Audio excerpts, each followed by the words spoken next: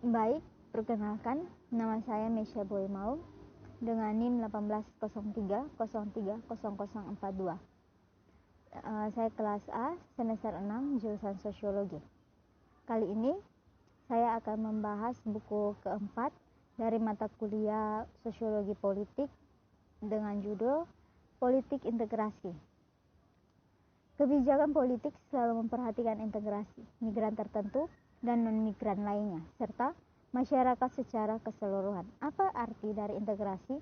Jelas berubah dari waktu ke waktu, dan dengan itu, sifat politik yang tepat dirancang untuk memperlakukannya, baik pada tingkat individu maupun masyarakat.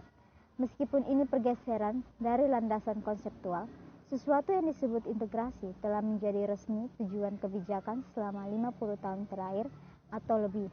Setidaknya, di negara demokrasi liberal, sejauh integrasi pendatang baru kreatif sensual liberal ini mulai berubah beberapa tahun terakhir. Integrasi digunakan jauh lebih secara instrumental hari ini sebagai suatu ketetapan dan seperangkat persyaratan yang dapat diukur untuk pencapaian hak-hak tertentu termasuk kewarganegaraan. Sementara beberapa migran selalu dikecualikan dari kebijakan integrasi. Sungguh, kita sekarang juga dapat melihat peningkatan yang signifikan dengan penciptaan penghalang untuk kesetaraan mereka yang berpartisipasi dalam sistem sosial.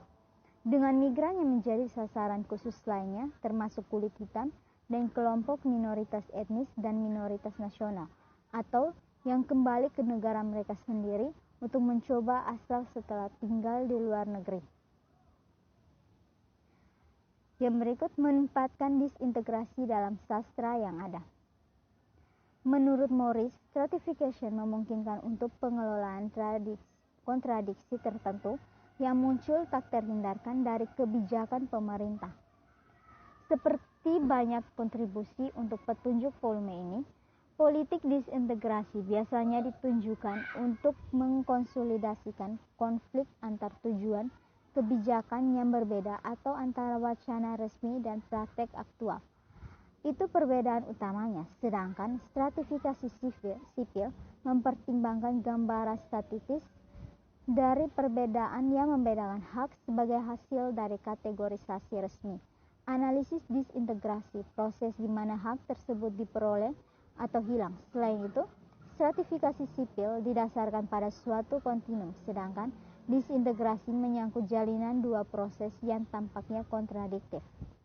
Dalam hal ini, disintegrasi memiliki banyak kesamaan dengan analisis yang sudah mapan atau inklusi.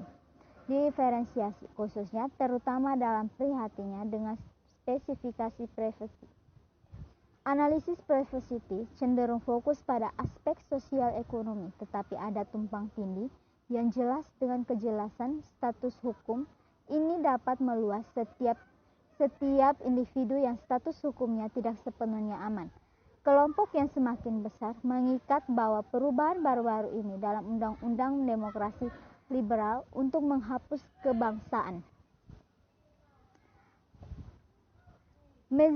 Mezzara dan Nelson berpendapat bahwa perbatasan karena pendekatan metode menghubungkan perkembangan praktik kontrol. Perbatasan ini dalam masyarakat terhadap dinamika inklusi atau eksklusi. Dengan berfokus pada reproduksi, penemuan bentuk-bentuk inklusi dan eksklusi yang melampaui batas-batas negara dan perbatasannya yang terkontrol, analisis ini telah menunjukkan hubungan yang lebih luas antara integrasi dan proses disintegrasi yang akan dikembangkan oleh koleksi ini, seperti inclusion.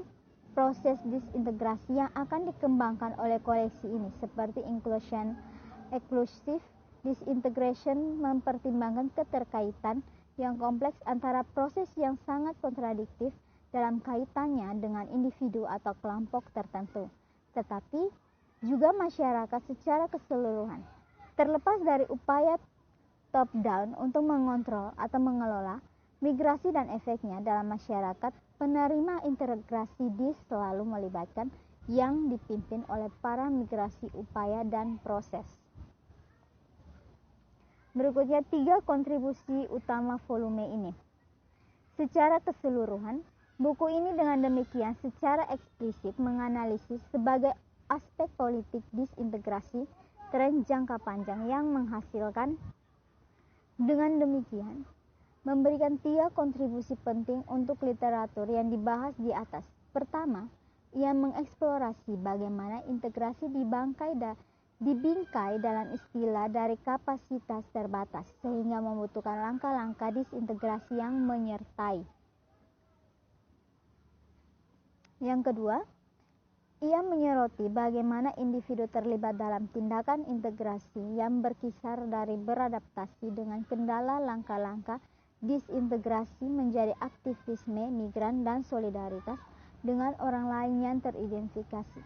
Ketiga, ia ingin menunjukkan bahwa disintegrasi beberapa adalah secara inheren terkait dengan disintegrasi masyarakat secara keseluruhan.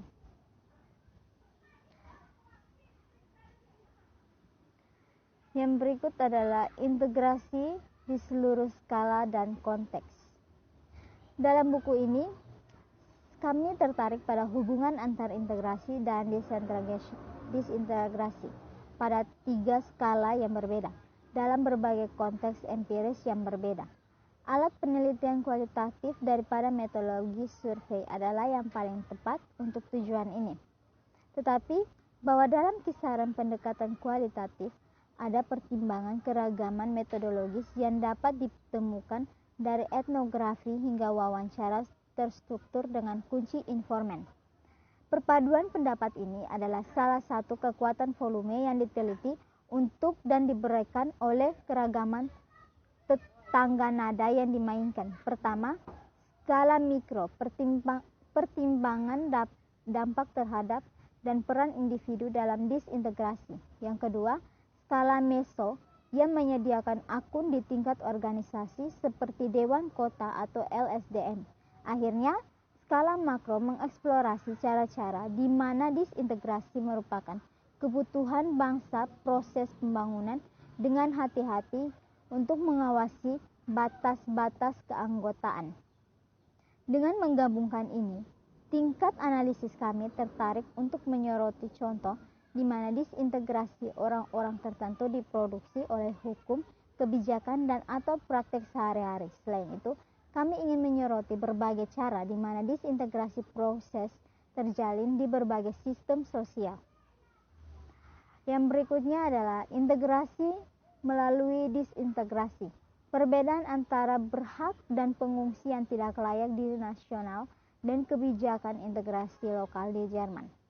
Kebijakan integrasi, disintegrasi, dan kategori analisis. Kebijakan integrasi dapat dipahami sebagai upaya otoritas negara untuk memadu dan mengontrol proses integrasi migran mereka, sementara kurangnya integrasi migran sering menjadi masalah yang diusulkan. Salah satunya bisa juga mempertimbangkan langkah-langkah disintegrasi sebagai bagian dari daftar kebijakan negara-negara yang mencoba untuk mengontrol migrasi dan pasca hubungan sosial migrasi. Vicki Taubing telah menggunakan konsep disintegrasi yang terorganisasi untuk mengembangkan kehidupan situasi pengungsi dengan status tempat tinggal yang tidak aman di Jerman. Membangun konsep Efring Government tentu institusi total. Taubing menggambarkan bagaimana negara Jerman meronggok hak pencari suaka untuk menentukan nasib sendiri, kehidupan tambang dan hubungan sosial yang terintegrasi dengan mewajibkan mereka untuk hidup secara kolektif.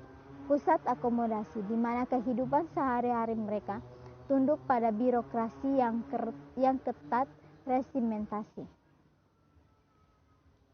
Bab ini mencari koneksi antara integrasi dan disintegrasi. Ini berusaha memberikan kontribusi pada argumen disintegrasi tidak hanya menjadi tujuan untuk pembuat kebijakan, tetapi juga pada kenyataannya dilegitimasi dalam kerangka integrasi yang lebih luas.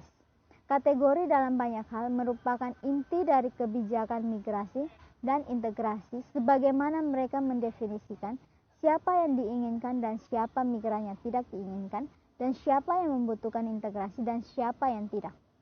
Keinginan, kemampuan, atau kelayakan imigran dibingkai dalam berbagai dan terkadang kontra cara Dickory seperti Sebastian Cauvin dan Blanche Barcheden memiliki sorot bagi pengungsi yang rentan telah menjadi kriteria utama kelayakan, tetapi seperti yang saya bahas di bawah, kerangka lain seperti kinerja ekonomi atau budaya, kelayakannya juga memainkan peran.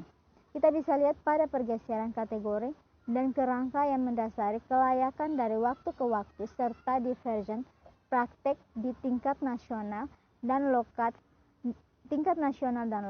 bahwa kategorisasi yang mengintegrasi sisa kebijakan selalu mendapat perubahan, padahal terutama dalam kebijakan mereka tidak tampak seolah-olah mereka tetap dan alami. Mereka selalu merupakan konstruksi sosial. Berbagai pelaku di berbagai tindakan terlibat dalam konstruksi kategori, termasuk mereka yang dikategorikan. Baik, sampai di sini materi yang bisa saya bawakan. Terima kasih.